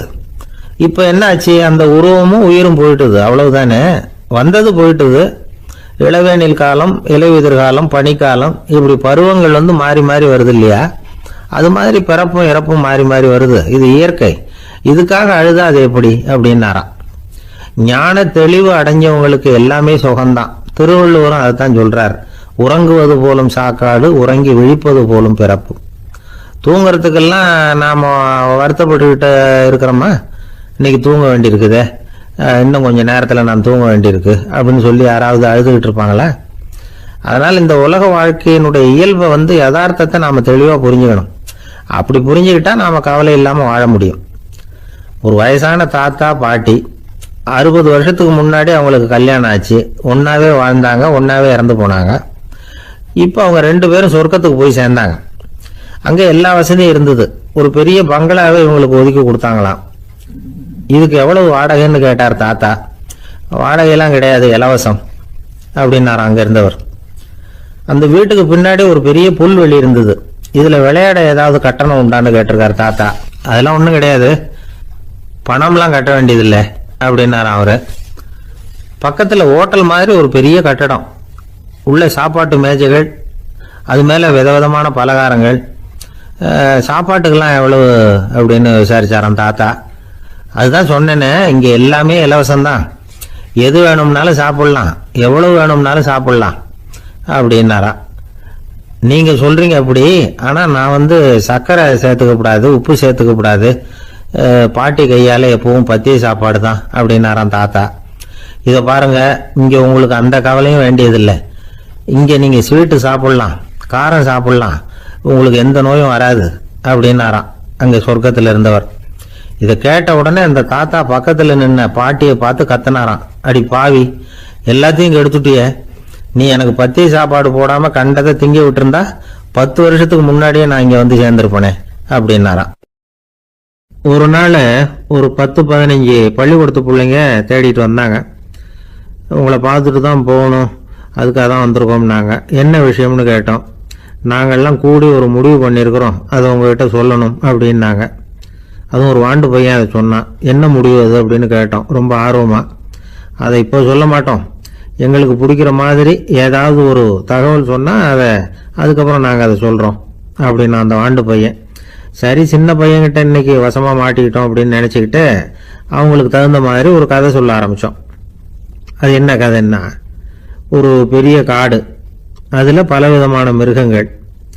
அந்த காட்டுக்கு ஒரு சிங்கம் தான் ராஜா. எப்பவும் காட்டுக்கு அது தானே ராஜா.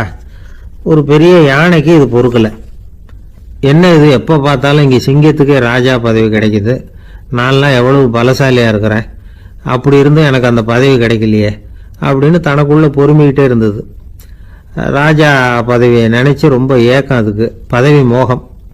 இந்த சமயம் பார்த்து ஒரு குள்ள நரி கூட்டம் அதை தேடிட்டு வந்தது. ஐயா பெரியவங்களே, நீங்கள் இந்த காட்டுக்கு ராஜாவாக இருக்க ஆசைப்படுறீங்க, அதில் ஒன்றும் தப்பு இல்லை. ஆனால் அதுக்கு முன்னாடி நீங்கள் எங்கள் கூட்டத்துக்கு கொஞ்ச நாள் தலைவராக இருங்க, அதாவது ராஜாவாக இருங்களேன், உங்களுக்கும் ஒரு ட்ரைனிங் கிடைச்சது மாதிரி இருக்கும் அப்படின்னு சொல்லியிருக்குது இந்த கூட்டம், குள்ளநெறி கூட்டம். இதை கேட்ட உடனே யானைக்கு ரொம்ப சந்தோஷம் தாங்கலை. அதுதான் எப்போன்னு பதவிக்காக காத்துக்கிட்டு இருக்குதே. இருந்தாலும் கொஞ்சம் பிகுவோட, சரி நீங்கள்லாம் இவ்வளோ தூரம் என்னை தேடிட்டு கேட்கறதுனால மறுக்க முடியல அப்படின்னு ரொம்ப ஏதோ அவளுக்கு சிரமப்பட்டு ஒத்துக்கிறது மாதிரி ஒத்துக்கிட்டது. ஏதோ உங்கள் ஆசைக்கு கட்டுப்படுறேன், கொஞ்ச நாள் உங்கள் கூட்டத்துக்கு ராஜாவாக இருக்கிறதுக்கு சம்மதிக்கிறேன் அப்படின்னுது. உடனே அந்த யானை ராஜ நட போட ஆரம்பிச்சிட்டுது. யானை சாதாரணமாக நடந்தாவே எப்படி இருக்குங்கிறது நமக்கு தெரியும். அதுவே ராஜ நட நடந்தால் எப்படி இருக்கும் கற்பனை பண்ணி பாருங்கள். யானை முன்னாடி கம்பீரமாக போய்கிட்டு இருக்குது, தலைவர் இல்லையா, அதனால குள்ள நரிகள்லாம் ரொம்ப அடக்கமாக அது பின்னாடி அணிவகுத்து போயிட்டு இருக்குது. ராஜா வாழ்க, மன்னர் வாழ்க அப்படின்னு கோஷம் வேற. யானைக்கு தலைகால புரியல, அவ்வளவு சந்தோஷம். அந்த யானைக்கு செருக்கு, ஆணவம் எல்லாம் ஏற்பட்டு போச்சு. அதுக்கப்புறம் அது தரையை பார்க்குமா, நிமிர்ந்து நடக்க ஆரம்பிச்சுட்டுது. தரையை பார்க்கறதே இல்லை. அப்படி போயிட்டு இருக்கிறப்போ ஒரு சதுப்பு நிலத்துல திடீர்னு காலை வச்சுட்டுது. அவ்வளவுதான், கால் உள்ள போட்டுது. இன்னொரு காலை எடுத்து வச்சுது, அதுவும் உள்ள போட்டுது. அந்த 2 காலையும் எடுக்கிறதுக்காக அடுத்த 2 காலையும் அழுத்திச்சு. அதுவும் உள்ள போக ஆரம்பிச்சுட்டுது. இப்ப 4 காலம் வசமா சேத்துல அழுந்தி போச்சு, எடுக்க முடியல. குள்ள நரிகள்லாம் அதை சுத்தி சுத்தி வந்தது. சிலது சுத்தி நின்று டான்ஸ் ஆட ஆரம்பிச்சுட்டுது யானையை பார்த்துட்டு. இதை யானை பார்த்தது. என்ன இது தலைவர், நான் தவிச்சுக்கிட்டு இருக்கிறேன், தொண்டர்கள்லாம் சுத்தி நின்று வேடிக்கை பார்த்துக்கிட்டு இருக்கிறீங்க, டான்ஸ் ஆடுறீங்க அப்படின்னு கேட்டுதான். தொண்டர்களே, தலைவர் நான் தவிச்சுக்கிட்டு இருக்கிறது உங்களுக்கு தெரியலையா? இப்போ உடனே உங்க தலைவரை காப்பாற்ற வேண்டியது உங்க கடமை இல்லையா அப்படின்னு கத்துச்சான் அந்த யானை. குள்ள நரிகள்ல ஒண்ணு முன்னாடி வந்து நின்று அந்த யானையை பார்த்துதான், தலைவரே, எங்களுக்கு ரொம்ப நாளா ஒரு ஆசை, அந்த ஆசையை நிறைவேற்றிக்கிறதுக்காகத்தான் உங்களை எங்க தலைவரா ஏத்துக்கிறோம்னு சொன்னோம் அப்படின்னு தான். என்ன ஆசைன்னு கேட்டிருக்கு யானை. யானை கறி சாப்பிட்டு பார்க்கணுங்கிறது எங்களுக்கு ரொம்ப நாள் ஆசை, அது இன்னைக்கு தான் நிறைவேற போகுது அப்படின்னு தான் அந்த நரி. இதை கேட்ட உடனே அந்த யானை அப்படியே மூர்ச்சி ஆயிட்டு தான். நரிகள்லாம் அது மேலே ஏறி குதற ஆரம்பிச்சுட்டு தான். பதவி மேலே இருந்த பேராசை அந்த பலசாலியான யானையையே மாட்டி விட்டுட்டு பார்த்தீங்களா அப்படின்னு சொல்லி முடித்தோம் இந்த கதையை அந்த சின்ன பிள்ளைங்க கிட்ட. சரிங்க, இப்போ நாங்கள் உங்களை தேடி வந்த விஷயம் என்னங்கிறத சொல்லவா அப்படின்னா ஒரு வாண்டு பையன். சீக்கிரம் சொல்லு தம்பி, சஸ்பென்ஸ் தாங்கலை அப்படின்னோம். அவன் மெதுவா எங்களை பார்த்து சொல்கிறான், எங்களுக்கு கொஞ்ச நாள் நீங்கள் தலைவராக இருந்தால் தேவலை அப்படின்னா. ஒரு காட்டுல ஒரு முனிவர் இருந்தார். ஒரு நாள் அவரை தேடிட்டு 4 பேர் வந்தாங்க. சுவாமி, எங்களுக்கு ரொம்ப நாளா ஒரு சந்தேகம்னாங்க. என்னன்னு கேட்டார். இந்த உலகத்துல எவ்வளவோ காரியங்கள் நடக்குது, எது நியாயம் எது அநியாயம் அப்படின்னு புரிஞ்சுக்க முடியலன்னாங்க. அது யாராலையும் புரிஞ்சுக்க முடியாதுன்னார் முனிவர். வந்தவங்களுக்கு ஆச்சரியமா போச்சு, ஒரு மாதிரியா பார்த்தாங்க. இத முனிவர் கவனிச்சார். சரி, புறப்படுங்க என்னோடன்னார். எங்கன்னு கேட்டாங்க. இப்போ உங்க 4 பேரையும் ஒரு புஷ்பக விமானத்துல அழைச்சிட்டு போறேன். இந்த உலகத்துல சர்வசாதாரணமா நடக்கக்கூடிய ஒரு காட்சியை உங்களுக்கு காட்ட போறேன். நீங்க பார்க்க போற அந்த காட்சி நியாயமா அநியாயமா அப்படிங்கறத என்கிட்ட சொல்லணும். நீங்க சரியான பதில் சொன்னா புஷ்பக விமானத்துல தொடர்ந்து பிரயாணம் பண்ணலாம். தவறான பதில் சொன்னா இந்த புஷ்பக விமானம் உங்களை கீழே தள்ளி விட்டுரும் அப்படின்னார். 4 பேருக்கும் பயம்தான், இருந்தாலும் முனிவர் கூப்பிடுறாரு அப்படின்னு சொல்லி புறப்பட்டாங்க. அவங்க எல்லாரும் புறப்பட்டு ஒரு காட்டு வழியா போயிட்டு இருக்கிறாங்க புஷ்பக விமானத்துல. அங்க நடக்கிற ஒரு காட்சியை காட்டுறார் முனிவர். அதோ அங்க பாருங்கன்னார். அந்த விமானத்துல இருந்தபடியே எல்லாரும் கீழே குனிஞ்சு பாக்குறாங்க. அங்க ஒரு தாய் புலி அப்பதான் குட்டி போட்டிருக்கு. குட்டிகளை ஈன்ற உடனே பசிக்கு இறை தேடி அந்த பக்கமா வருது. அதே நேரம் ஒரு தாய் மான், அதுவும் அப்பதான் குட்டி போட்டிருக்கு. அதுவும் இதே மாதிரி குட்டிகளை ஈன்ற உடனே பசிக்கு இறை தேடி அந்த பக்கமா வருது. இப்ப அந்த புலி அந்த மானை அடிச்சு போட்டுடுது, அதுவும் சாப்பிடுது, குட்டிகளுக்கும் கொடுக்குது. இப்போ அந்த புலி குட்டிகள் முகத்துல மகிழ்ச்சி, தாயை இழந்த அந்த மான் குட்டிகள் முகத்துல துக்கம்.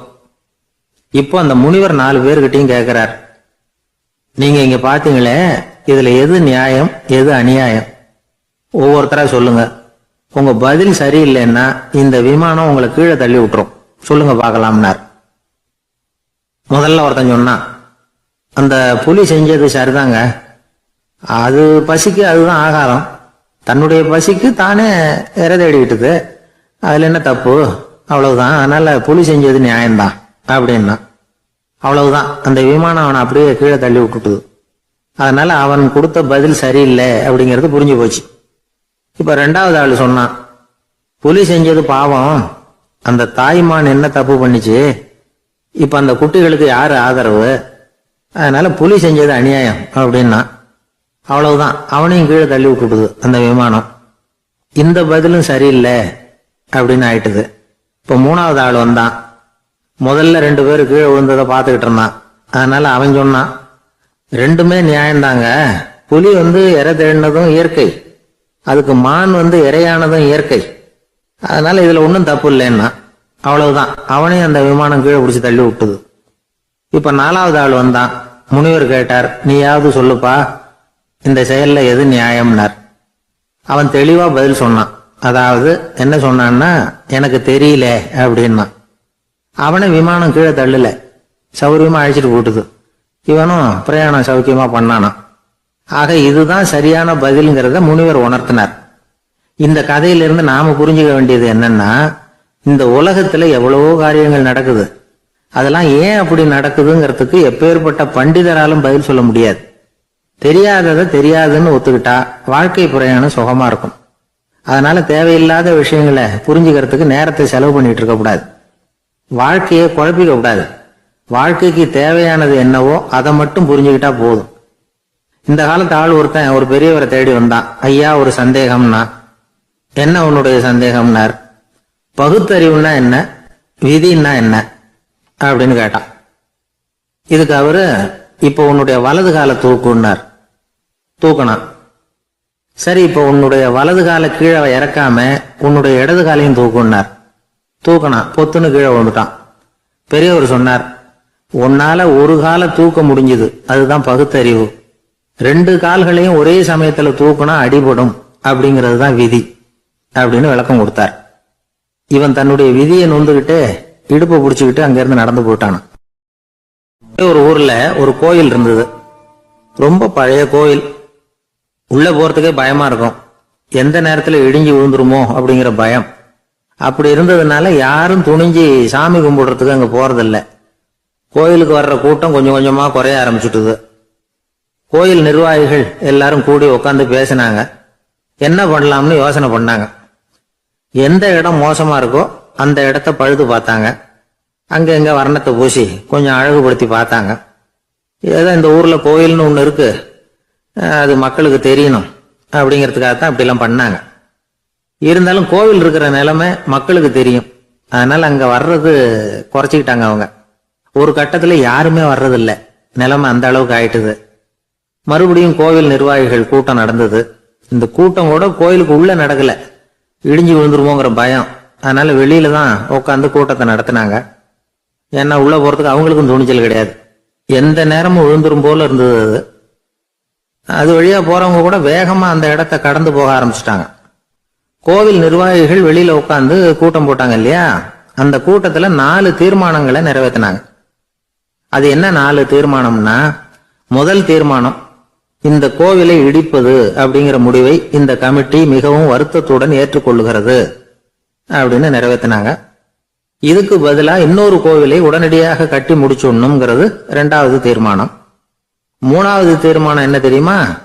பழைய கோவிலின் கதவுகள், அதிலிருந்து பிரிச்சு எடுக்கிற செங்கல், இதையே புது கோவில் கட்டுவதற்கு பயன்படுத்தி கொள்ள வேண்டியது. பழைய கோவில் இருந்த மாதிரியே அதே வடிவத்துல புது கோவிலையும் கட்ட வேண்டியது. பழைய கோவிலின் அஸ்திவாரத்தை அப்படியே வச்சுக்கிட்டு அதுக்கு மேல நாம கோயிலை கட்டிக்க வேண்டியது. இதுதான் 3வது தீர்மானம். இதையும் கமிட்டி முழு மனசோட ஏத்துக்கிட்டது. இது வரைக்கும் சரி. இப்ப அந்த கமிட்டி 4வதா ஒரு முக்கியமான தீர்மானத்தை கொண்டுகிட்டு வந்து அதையும் ஏகமனதா நிறைவேற்றி விட்டது. அது என்ன தீர்மானம்னா, புதிய கோவில் கட்டி முடிக்கிற வரைக்கும் பழைய கோவிலை இடிக்கிறதில்லை அப்படிங்கிற தீர்மானம். எப்படி இருக்குது பாருங்க இது.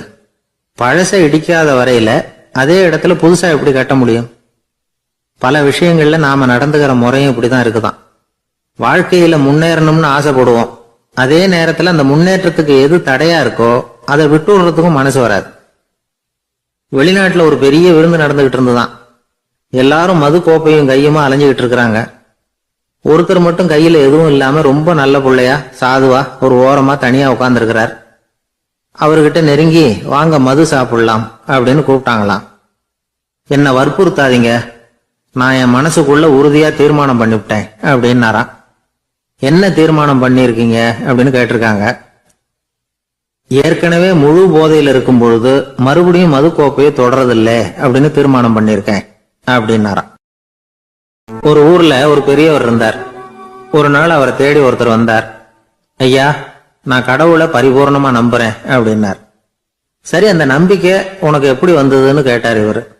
அவர் சொல்ல ஆரம்பிச்சார். ஐயா, எனக்கு கல்யாணம் ஆகி 10 வருஷம் ஆச்சு. ஆனாலும் குழந்தை பாக்கியம் இல்லை. அதுக்கு என்ன காரணமா இருக்கும்னு நான் யோசனை பண்ணிட்டு இருந்தப்போ நண்பர் ஒருத்தர் ஒரு ஆலோசனை சொன்னார். உனக்கு மதப்பற்று இல்ல, எந்த கடவுளையுமே நம்ப மாட்டேங்கிற, அதுதான் காரணம். கடவுளை நம்பு, உனக்கு குழந்தை பாக்கியம் கிடைக்கும் அப்படின்னார். அவர் அப்படி சொன்னாரே தவிர எனக்கு சந்தேகம்தான். இருந்தாலும் அவர் சொன்னபடியும் நடந்துதான் பாப்போமே அப்படின்னு முடிவு பண்ணேன். கடவுளை நம்ப ஆரம்பிச்சேன். அந்த வருஷமே அழகான ஆண் குழந்தை பிறந்தது. எல்லாம் இறைவன் அருள் அப்படின்னார். இவர் இப்படி சொன்னதை கேட்டதும் அந்த பெரியவர் சொன்னார், நீ சொல்றதெல்லாம் சரிதான். இருந்தாலும் இந்த காலத்துல எந்த ஒரு காரியமா இருந்தாலும் அதை சோதனை செஞ்சு பார்த்துட்டு தான் ஒரு முடிவுக்கு வந்து சேர முடியும். அறிவுபூர்வமான முடிவு அதுவாக தான் இருக்கும். அறிவியல் சோதனைகள் அப்படித்தான். ஒரு குறிப்பிட்ட விஷயத்தை பத்தி எத்தனை தடவை சோதனை பண்ணாலும் ஒரே முடிவு தான் கிடைக்கணும். அதுதான் சரியா இருக்கும். அதனால இப்ப மறுபடியும் ஒரு சோதனை என்ன செய்யணும் அப்படின்னு கேட்டார் இவர். கடவுள்கிட்ட ஒரு பெண் குழந்தை வேணும்னு கேளு. முதல்ல ஆண் குழந்தையை கொடுத்தது மாதிரியே இப்போ ஒரு பெண் குழந்தையையும் கொடுக்கறாரா பார்க்கலாம் அப்படின்னார். சரின்னு சொல்லி இவர் அதே மாதிரி முயற்சி பண்ணினார். அதுக்கப்புறம் அவரு இந்த பெரியவர்கிட்ட வரவே இல்லை. கொஞ்ச காலம் கழிச்சு இவரே அவரை தேடிக்கிட்டு போய் கதவை தட்டினார்.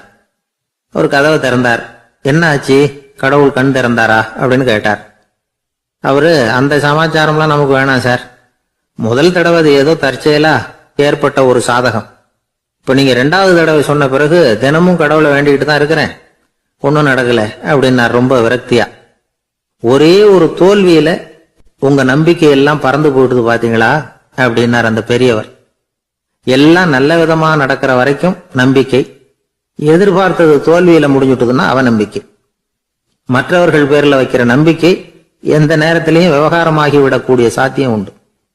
நாம நம்பிக்கை வைக்க வேண்டியது நம்ம கிட்ட தான், நமக்குள்ள இருக்கிறார் கடவுள். எனவே நம்ம பேர்ல நாம வைக்கிற நம்பிக்கை தான் உண்மையான கடவுள் பக்தி. நிபந்தனையற்ற நம்பிக்கையா அது இருக்கணும். எல்லாம் நல்லபடியா நடந்துகிட்டு இருந்தா எந்த முட்டாளுக்கும் நம்பிக்கை வரத்தான் செய்யும் அப்படிங்கிறது ஒரு பெரியவர் கருத்து. தியானத்தின் மூலமா தான் உனக்குள்ள ஆழமா தோண்டுனா உன்னுடைய அடி ஆழத்துல நம்பிக்கை வந்து அப்படி ஊற்றெடுக்கும், அதை பார்க்க முடியும் அப்படிங்கிறது பெரியவர்கள் சிந்தனை. ஒரு குழந்தை அப்பாவை பார்த்து என்னப்பா பண்றேன்னு கேட்டுதான். பிரார்த்தனை பண்ணிட்டு இருக்கிறேன்னாராம் அப்பா. பிரார்த்தனை பண்ணுனா என்ன கிடைக்கும் அப்படின்னு கேட்டுதான் குழந்தை. எல்லாம் கிடைக்கும் அப்படின்னாராம் அப்பா. நீ வச்சிருக்கிறிய பேனா அது கூட கிடைக்குமான்னு கேட்டுதான் குழந்தை. ஓ கிடைக்குமேன்னு இருக்கார்.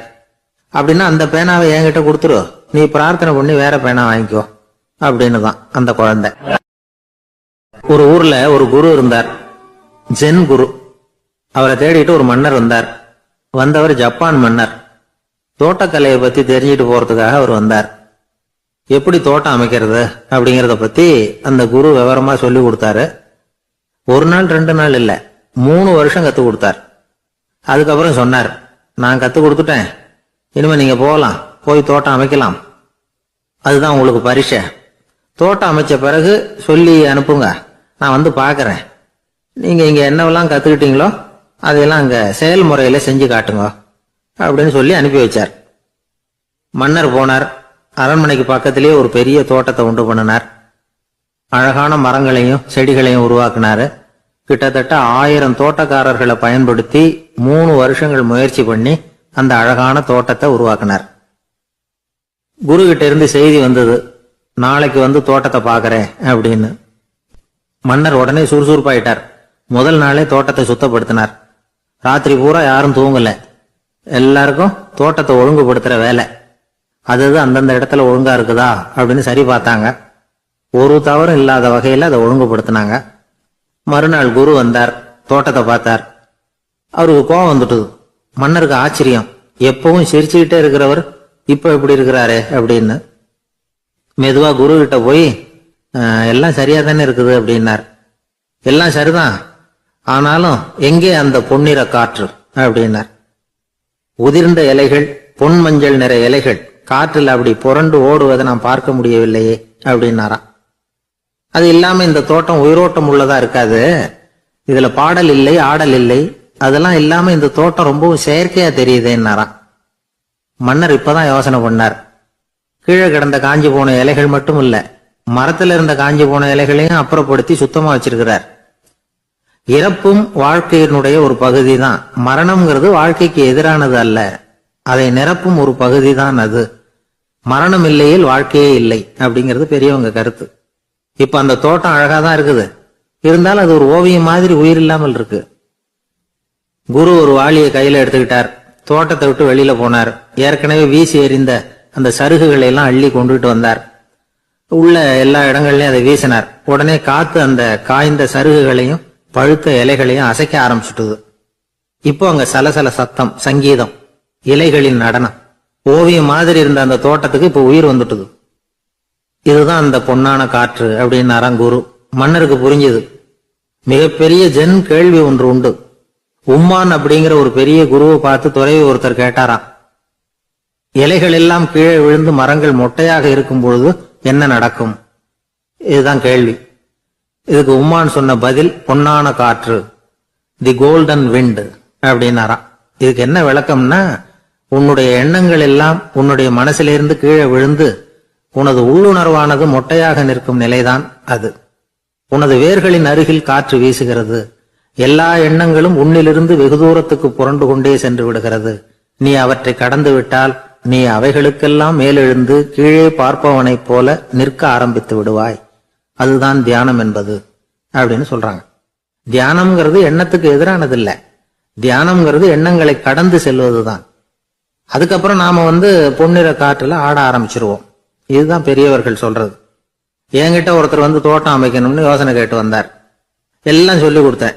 செடிகள்லாம் செழிப்பா வளரணும்னா வேர் காயாம பாத்துக்குங்க, தினமும் தண்ணி விடுங்க அப்படின்னு சொல்லி அனுப்பி வச்சேன். ஒரு மாசம் கழிச்சு ஒரு தோட்டத்தை பாக்குறதுக்காக போனேன். போய் பார்த்தா எல்லா செடியும் வாடி கிடக்குது. என்னங்க இப்படி பண்ணிவிட்டீங்கன்னு. நீங்க சொன்னபடிதான் செஞ்சேன்னார். என்ன செஞ்சீங்கன்னு கேட்டேன்.